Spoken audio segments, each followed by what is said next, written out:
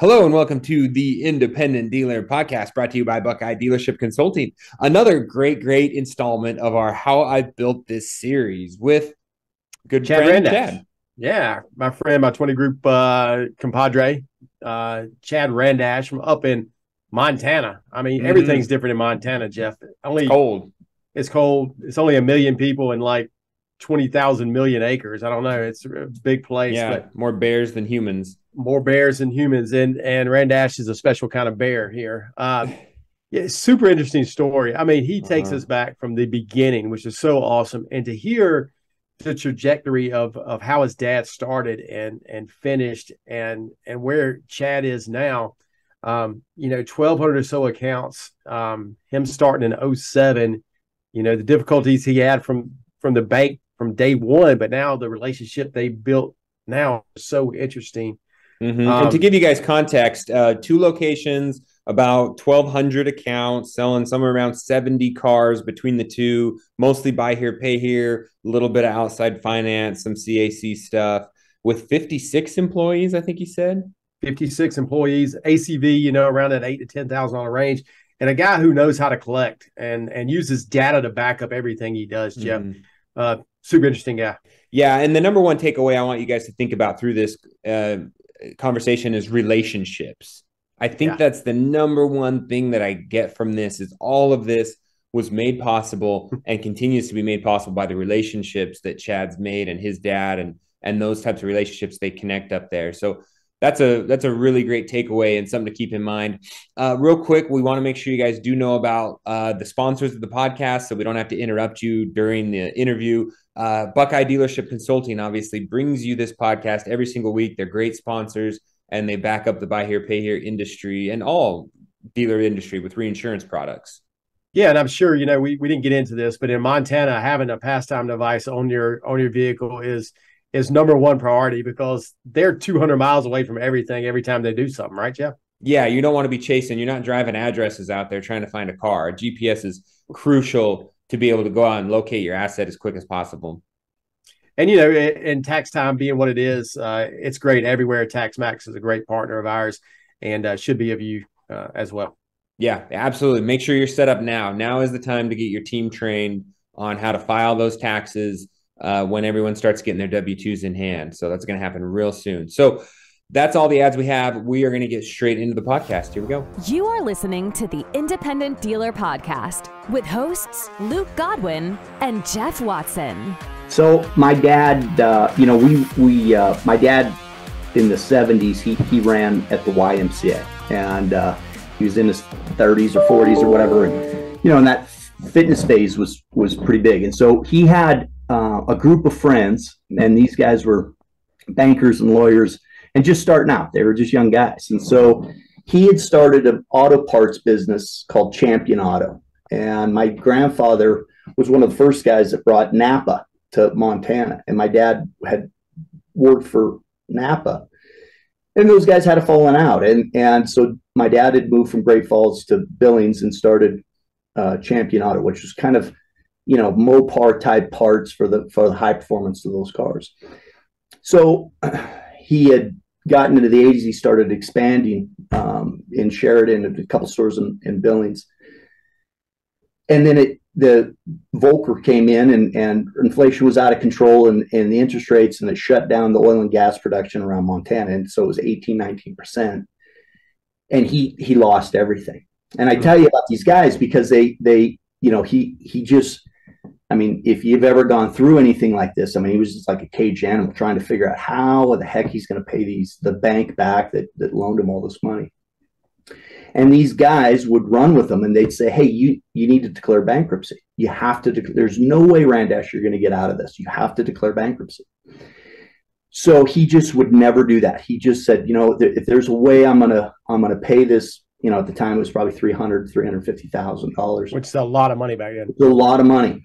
And he was flat on his butt. And my parents got divorced, and I lived with my dad, and I didn't really know the guy that much. He worked a lot, and my mom went off and got married, and she moved to California. And so my dad tried to make it in Billings for a little bit, and he just couldn't make it. And so we moved up to Great Falls. We lived in my grandparents' basement, and they were snowbirds in Arizona. So him and I shared a room, and he worked for a glass guy, and he worked for different things. And so it just, none of that worked. And so he understood cars. He's a really good mechanic, really well understood cars. And so he would get a little money together, buy some cars. And we moved back to Billings, and he had a little lot, and it was really smart. It's now a Domino's Pizza, but really small little lot. And he would put a couple cars out there, and he dug a line, and it was like the old Batman phone. It was a red phone. It was on a pole and had a bubble over it. And it's cold here in Montana. And he insulated that bubble, and he had a sign that said, if you're interested in one of these cars, call Ed. And so he didn't want to be at the dealership whatever it was. I mean, it was just a little put on pot lot. And so he was out trying to figure out the next phase of everything. And somebody would call up and say, hey, Ed, I'm interested in this car. I'll run on down there. I'll be there in 15, 20 minutes. Sorry. So anyway, so he did all that. And and then of course people started asking, how do you, will you finance it?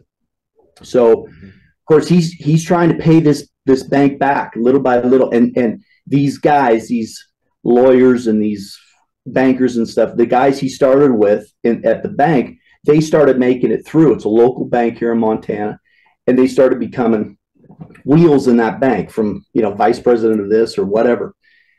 And he paid them all back in the early 90s. And he had a little bit of money, and he had this idea. He heard about buy here, pay here. And he started putting this thing together. And if he could put in $25,000, the bank would loan him 5 times that amount. So he had $100,000 on a line. And so he would pay get those cars, get them sold, and then he'd have to stop for a while and let the cash build up. So that's how he got started doing this business. About that time, I was in high school, and I had a little scholarship to run track in Missoula. And about a week before, I really liked card magic and grew up just like magic. So there was a guy down at the library that put a book out. It was called Las Vegas Card Money. This guy named Alan Ackerman. He's a top card mechanic. So card mechanic is the guy that can cheat really, really well at the table. And that was the kind of magic that I like.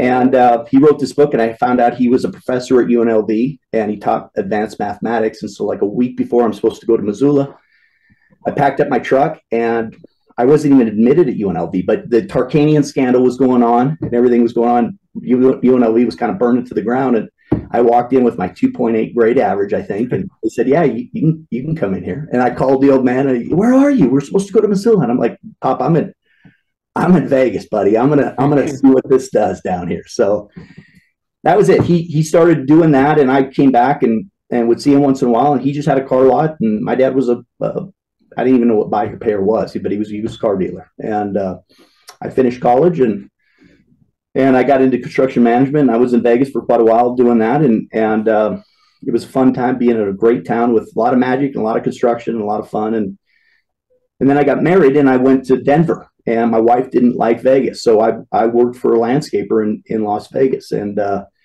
when I started with this guy, I didn't know any Spanish, and Denver was 3 times the size of Vegas, and I didn't understand anything about landscaping. But I like to work, and the guy I worked for was a hot shot, and he knew how to build a business. And so in 5 years, we went from like $1 million in sales to $60 million in sales. We were like one of the top 20 landscapers in the United States. We were just flat out after it.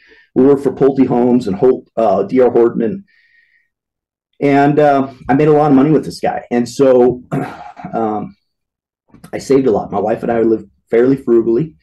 And so I had my boss, we had a falling out. He was going to the Playboy Mansion and going down to Vegas and buying, Rolls Royce Phantoms. And we had about 600 guys, and I was running a lot of guys for him. Wow. And I just thought, man, I'm going to go out on my own. What year was this, Chad? This is in 05, 06. Okay. So, okay. And so I did. I was still working for him, but behind the scenes, I was maneuvering everything to go against him, my boss. And I started a company called Equinox, and I bought 2 or 3 yellow Dodge trucks, and that was going to be my calling card. I had a bunch of contracts up in Rifle, Colorado with the oil and gas companies doing erosion control and stuff. And so I was just about ready to pull the trigger on this, and I just had this unbelievable guilt.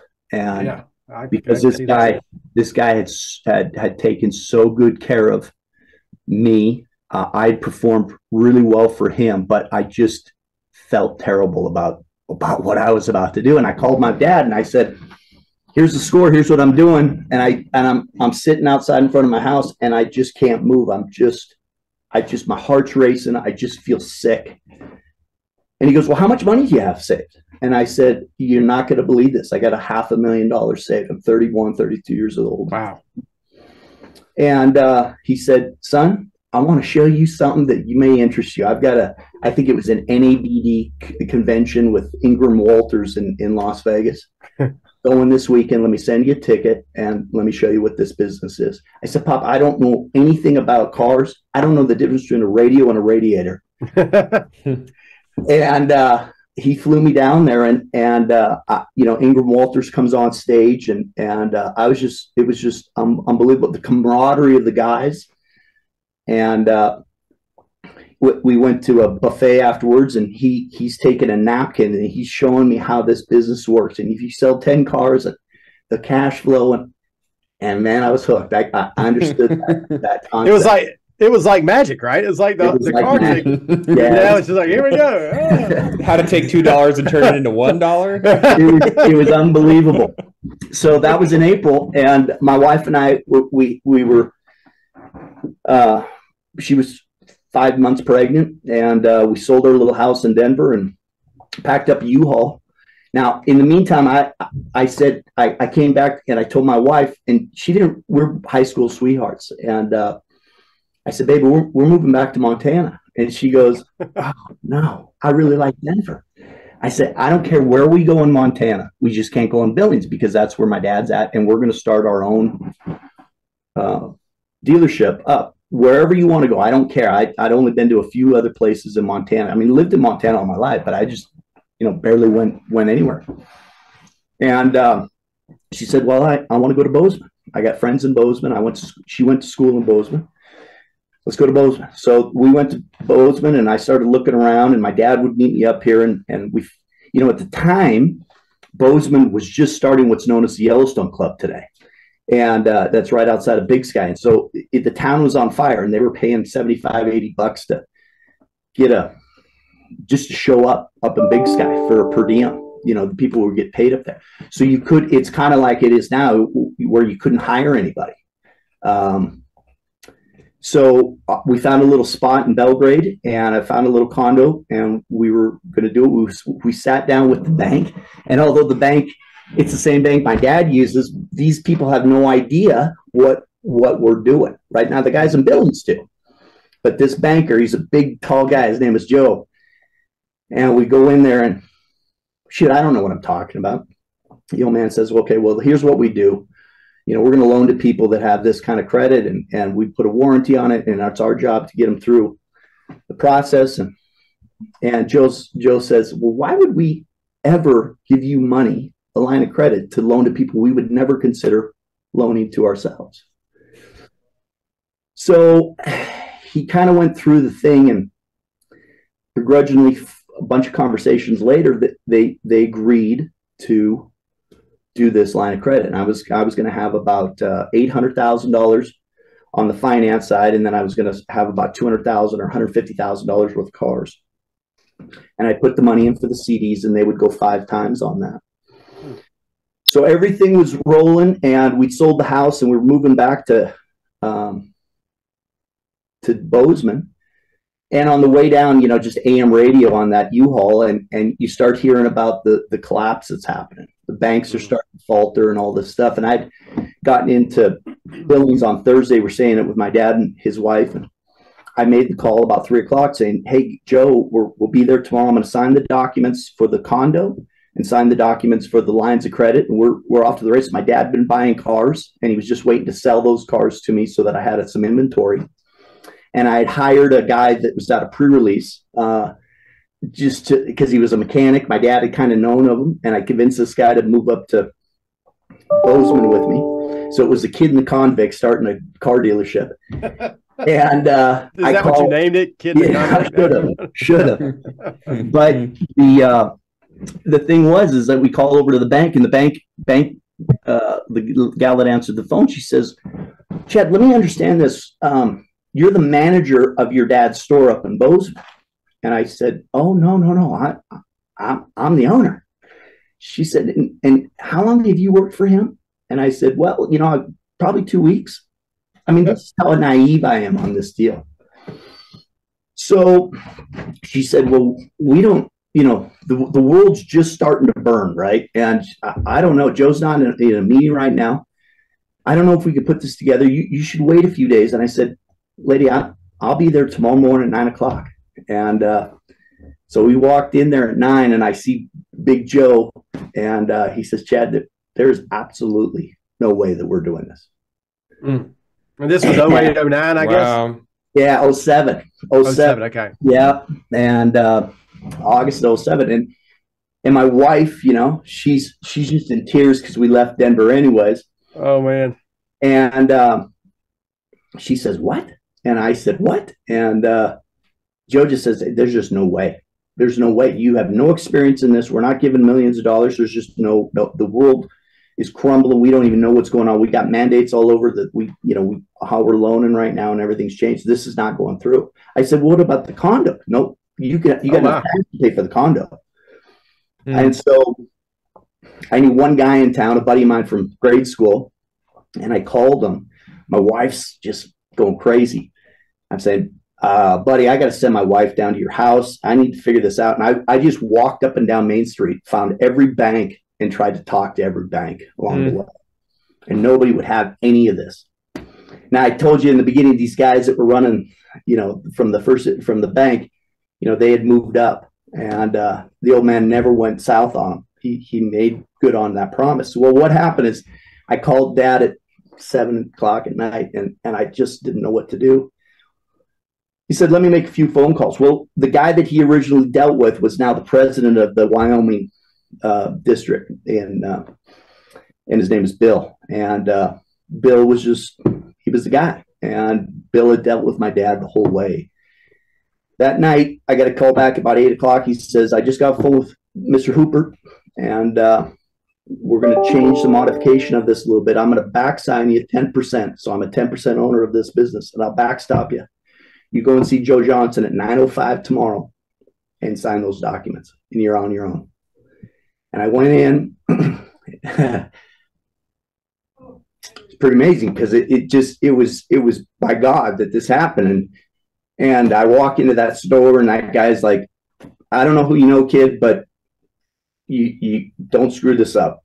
And I just felt the world on me. Not only, screwing it, having everything that we just left from Denver, my wife, new son, but of course, my pop doing this. And so anyways, signed that, and we were off to the races. And fortunately, the world did burn, but we were good for us. The guys that could give loans, right? Yeah. And so we had clients that would come in that were 625, 650 credit scores, and they were slowly losing everything. And we had a hoopty of the car back then, and I didn't know much about those cars and trying to build a car, and we didn't do much to those cars, but I thought we were doing okay, but we didn't know what to really do and how to make a good car. And so, but those clients came to us, and I just promised them, I said, if anything were to happen to this car, we'll take care of it. I think we had a 2-year, 24,000 warranty because that's what Dad did. But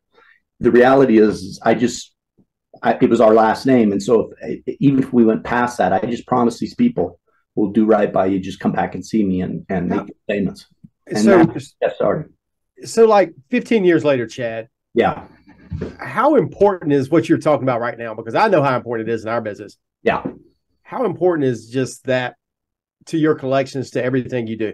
It's everything. I mean, I think what happened, honestly, is that there was so much pressure, so much on me to really understand, without having been in this business, done anything, never sold cars previously or done anything. Just try to dissect this thing and figure out what worked and what didn't work. I joined a 20 group about a year later, and I remember going into that 20 group and asking, guys, how do you make these loans and the people are always going to pay?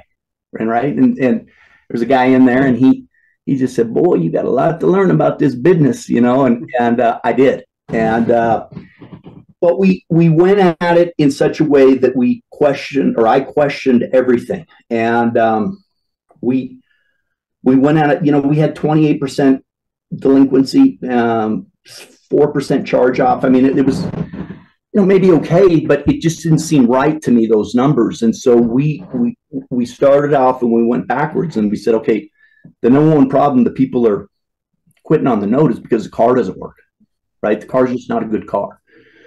So let's do what we can do to make a really good car. So we went from a few $100, $400 or $500 of recon and started moving that up and really replacing a lot of things on that car. So once we had a good car, then we started looking at how do you underwrite a deal, right? And what makes a good deal. And so looking at, all the banks would look at gross, right? Every deal that I ever understood was always based off of a gross, not a net.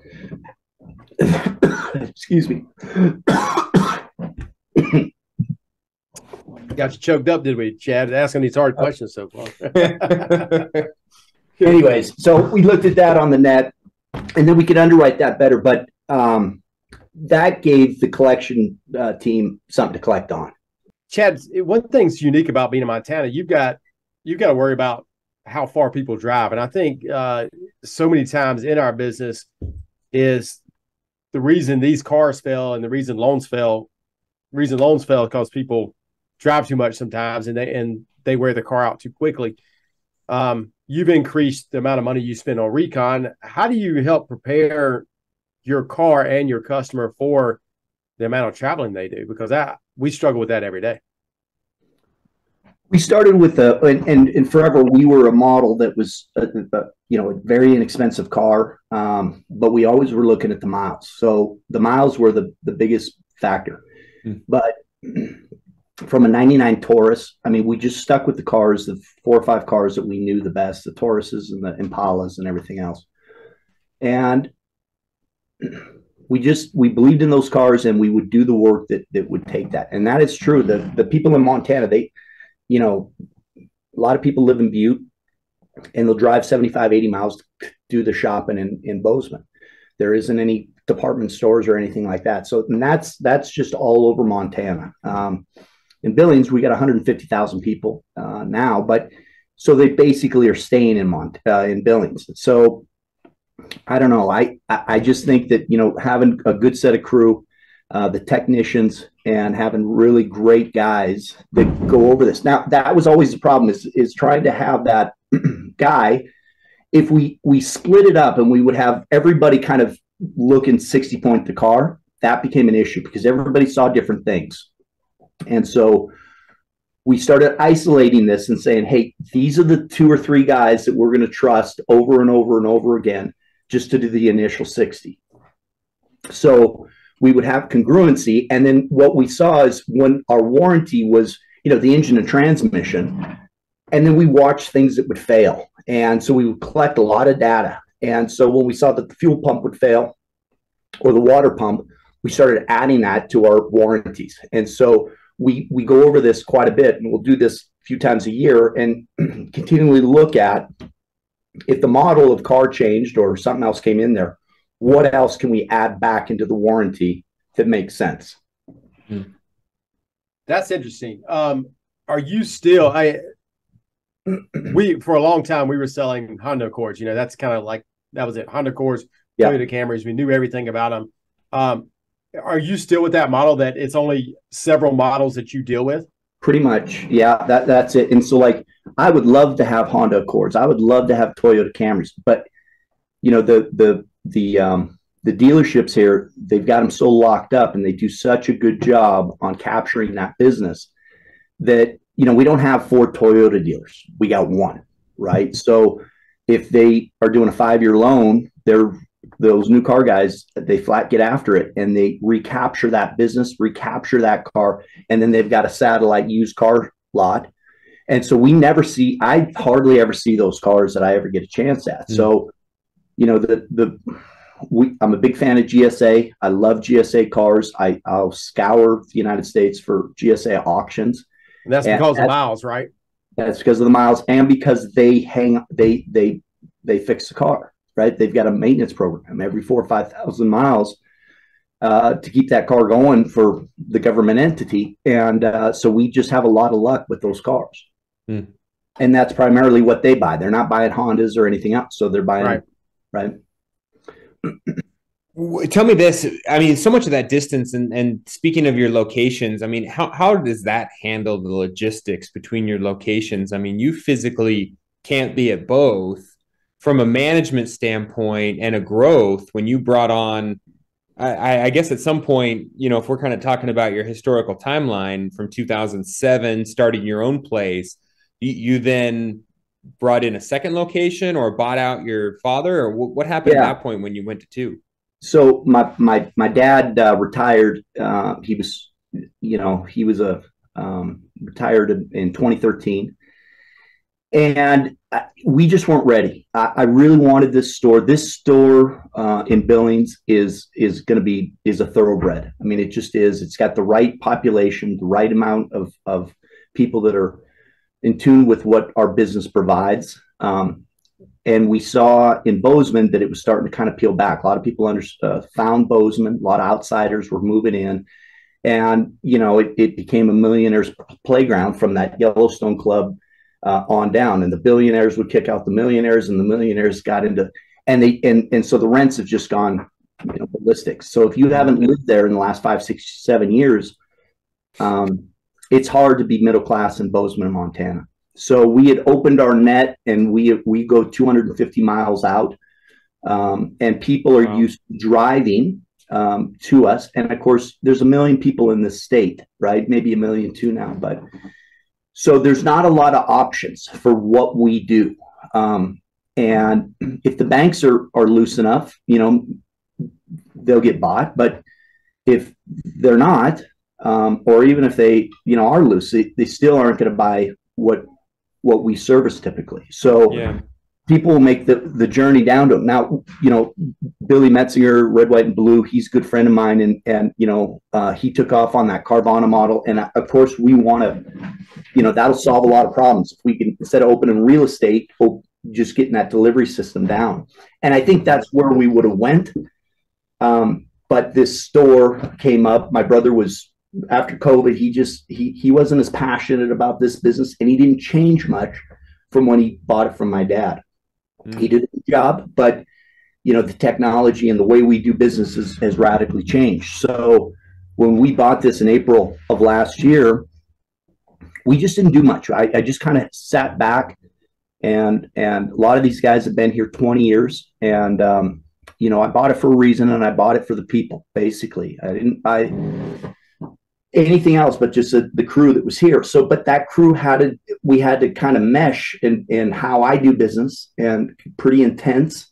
And we track a lot of things where it was very loose on how they were out doing stuff. So we started in the service, and they had 1 person in service, and we grew it to 5 people just to handle the clientele and handle them properly. And then now we're working on, we started with our own collection company. So that was fine, because that was a new crew to handle that. And the person that was collecting out my brother's note, they left. And so we just finished collecting his stuff out. So now we're working on the sales side, and you know, the amount of activity will result in, you know, the number of sales if your message and your marketing and your inventory is right. You know, so I don't think there's anything that can stop this store once we finish off this last piece on the with the sales crew. Well, that's just, I've sat with you in 20 groups. So the way your mind thinks, and the analytical nature of of you wanting to know every piece of data that you can. I mean, is that just the way your mind works, or did you train yourself to do that? Because I find that I want to know all this knowledge, but farming that data is so hard. I mean, you have somebody on staff that helps you do that. How's that work?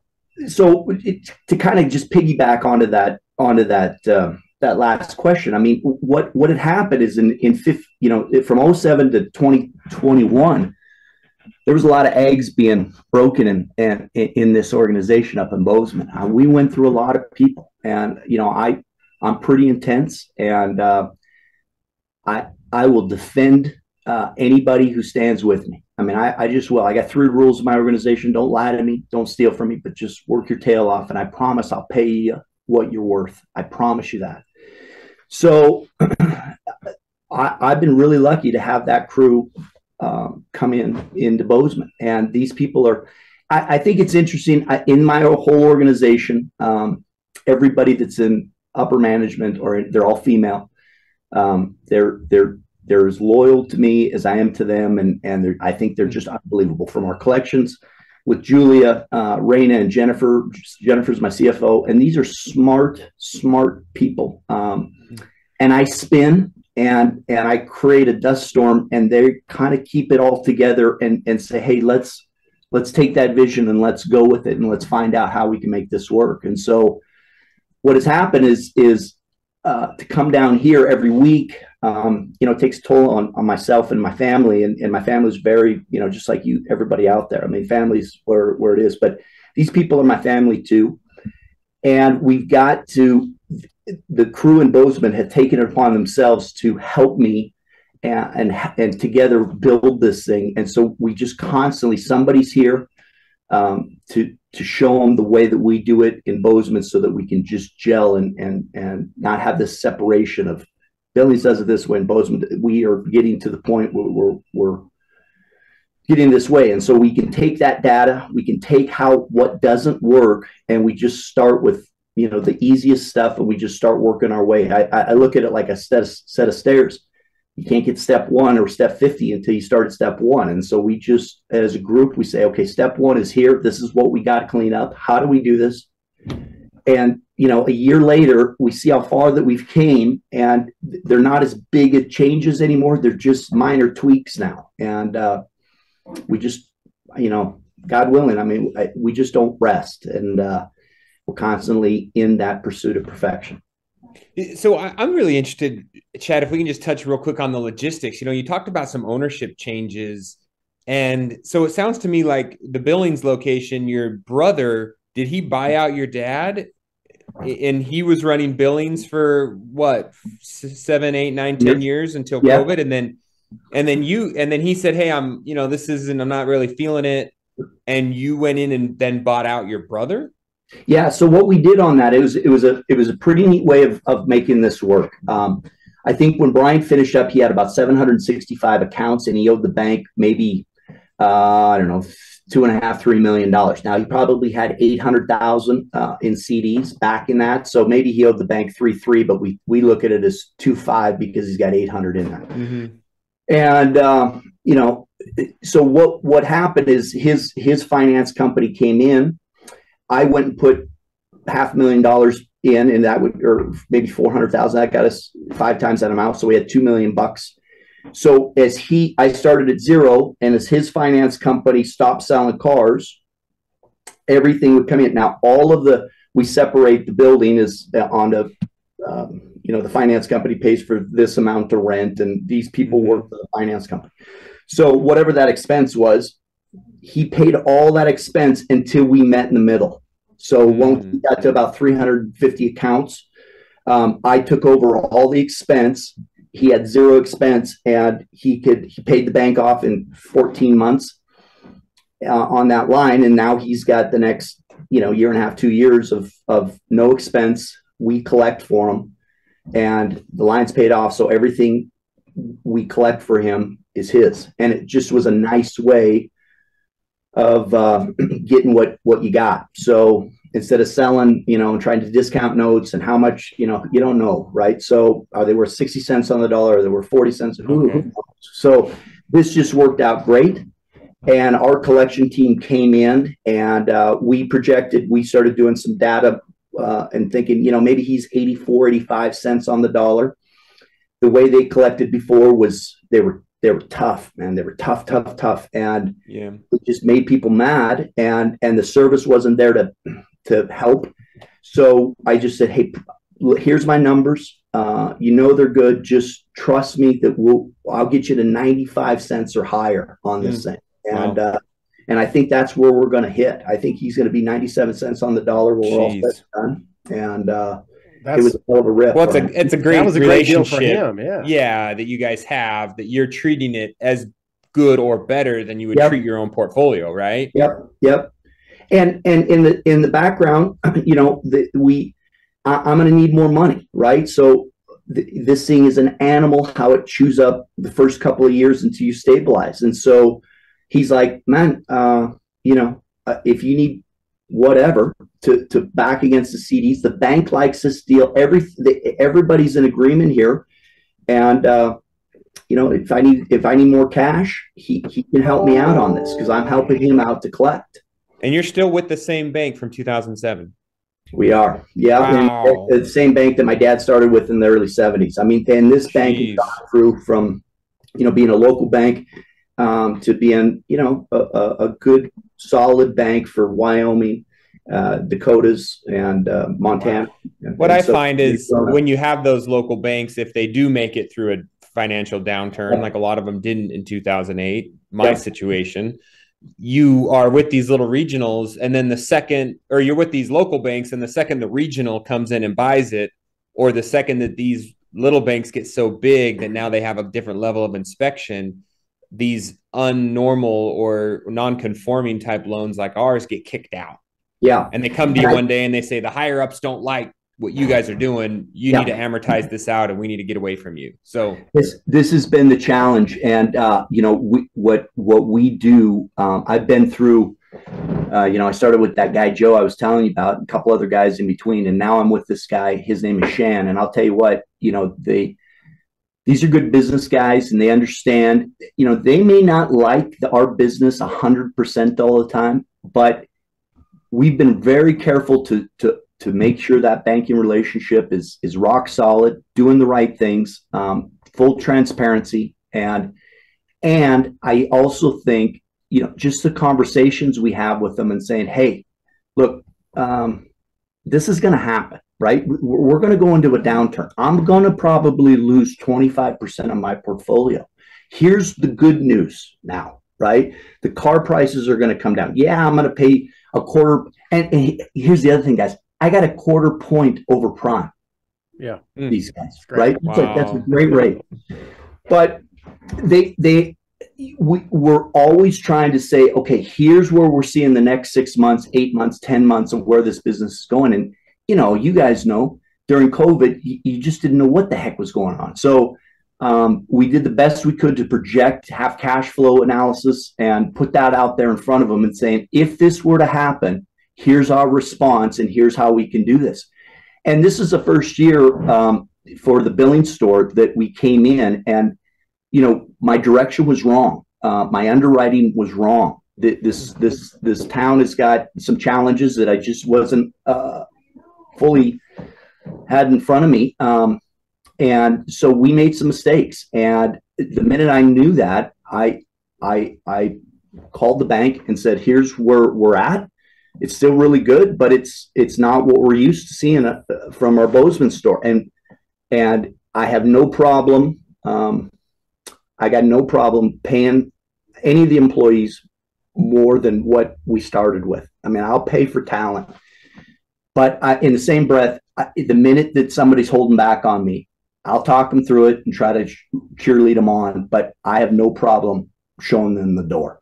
And yeah, I mean, what's great with that relationship with the bank, and something that we haven't heard a lot from, is how you're in constant contact, sharing your projections. And the other thing I thought that was interesting is that they want you to keep money in a CD to kind of back portion of that loan. Yeah. That's interesting. I mean, that gives them a lot of security, doesn't it, Chad? Yeah, I think it does. And you look at just the amount of cash. I mean, we've been tracking this cash of just what's been going on for, since '07. I mean, it's, we're about to break 100 million back and forth through the loans and all of the stuff on a portfolio that's, $9 million. I mean, just so much cash that goes in and out through all the things. So it's a good business to have, but it's, every month I share with them my financials, my P&L. Every month I give them static pool reports. Every month I give them once a quarter, I share with our 20 group stuff. I mean, we are open, they come through, they do an inventory check down here. We do it on Zoom. Up there, I've got an inventory check next Monday. And they come into the office and we spend, after we do the inventory check, then we spend a half hour and we talk about, I'm with MCMC's arm called Magi Loop, and I'm excited about it. And so we talk about this and how this can speed us up and just different ideas, just so they know that we're looking at our business and we haven't tasted so much success that we can sit back and relax. If we just, it's our intention, and they know my plan. I mean, I'm 48 years old. I don't know what to do in the next 7 years, except for go as hard as we can. And, I got 2 young kids. And so I don't know what the future of, I don't have anybody to buy me out. I don't have a younger brother or anybody else. And so, having all of those things in play, from my estate planning to big life insurance to just wipe out notes. If I go on a motorcycle trip or a hiking trip or something and I get wiped out, unless something catastrophic that I don't understand or didn't think of, the bank is secure. And in part of that, my family will be secure because I've tried to position this thing that, and I got great friends. And I think everybody that I consider great friends in this industry would help me out or help my family out. But at the end of the day, they got to go back home, go to work too. And I got 56 employees that I got to somehow take care of. So all that's really important to me, and we'll see what happens here over the next 7 to 10 years and figure out what the plan is then. Yeah, so it's so true. Like you talk about that relationship with the banks and just having their back and them having your back. It's almost like at times you're that subprime arm of the bank. They can't do those loans. They can't touch them, but they look at you as almost like a satellite location in order to do some loans that they wouldn't typically do. And yeah, that means they're going to have their tentacles kind of in your business, but it's necessary, right? And keeping that relationship is huge, because you have been in the industry and you see peers and that like, okay, if I don't have this local bank, that means I need to go to this capital provider. And that means a whole mountain of integration and tentacles that would be much, much worse. Well, I don't know if it's worse. I just, because those capital providers, they do a great job and they help, guys in our industry all the time. But what we have is truly special. And and that relationship with this bank and what my dad did to do the right thing is paramount to how this is. And so, we respect that and we hold that up and it doesn't mean we don't make mistakes, but we sure try to just do the right thing. And the transparency of it, and then having the look at of what our business is. We're buy here, pay here. I still do radio ads, and people listen to radio. Now a lot of people listen to Sirius and they'll listen to their own stuff, but a lot of people just listen to local radio. They want to hear the Bobcats or the Grizz, and we're on those. So, my message is, my price is high and my interest rate is high, right? We don't sell cars here. We sell second chances. If you're looking to do that, improve your credit or establish your credit, we're the place. We want to do business with you once or twice, and hopefully with your on-time payments, you never see me again. And your car store opens you up. But I just hope that, your experience with me is so good that at the new car store, you say, well, you know what? I was treated better at Randash than I was at Toyota. So we go after that, and that's, it's just what we're about. When somebody walks into our dealership, we stand up and say hi. If they're asking for where they payments made, we don't point, hey, it's just down the hall. We walk them, show them, introduce them, thank them, and and that has helped us with our ratings. For our Bozeman store, we're over 1,000 ratings with a 4.7 Google rating on there, where the new car stores are at like 4.4 with 900. They're not paying attention to what I love good reviews, but I love a bad review, and we talk about it as a team. Mm-hmm. Is it something that we did wrong? How do we make it right? Or it is, no matter what we do, are we going to make this person happy? There's that too. But when we started the billing store, they just didn't pay attention to those things. They didn't think it was important. And so, we started with a 3-1 over here, and every review just was terrible. So we had to start with that philosophy of what we are and what we do. And I'm honest. I just say, hey, you may not like this. This is how it's going. And this is how we react to these situations. We don't push it off. The first thing in the morning, we've got a list of people to call from yesterday that have issues of wondering what their car is or payments or whatever. We handle that. Don't push it off, because it just weighs on you all day. Yeah, some answers better than no answer. I want to know, when you go to Thanksgiving with your brother, do you push that in his face that you got his 3.1 up to a 4.4 on Google, or is that something you don't talk about? Brian's up in Sealy, and one of the smartest guys I know. But he's a maverick, man. I mean, he can build a classic car. He's got a collection of them. They're beautiful. But he's a nomad. He likes his AR-15s and his 2 dogs, and that's it. So we talk all the time, but I don't see him much.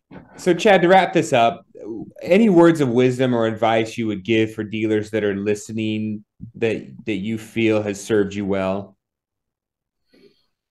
Well, I think one thing that, this sounds unusual, but we drive a lot here in Montana, and so we can see what the rest of the country is doing, and it gives us a chance to react, because it's probably not going to happen right away here.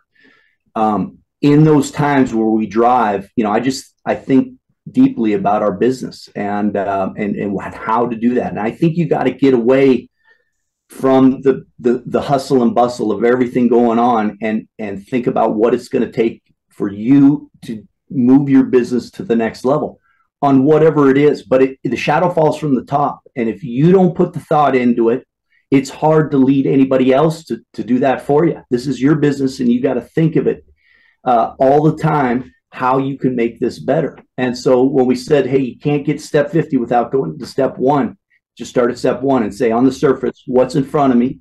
And if I could, how could I make this thing better? And you start there. God, that's sage advice, man. I just say it. The first step is the hardest sometimes, but you got to start there to get to the end. I think so. Thank you, Chad. Really appreciate it. Guys. Thank you very much. Thanks. Dealers helping dealers. Please leave us a review and subscribe. The Independent Dealer Podcast.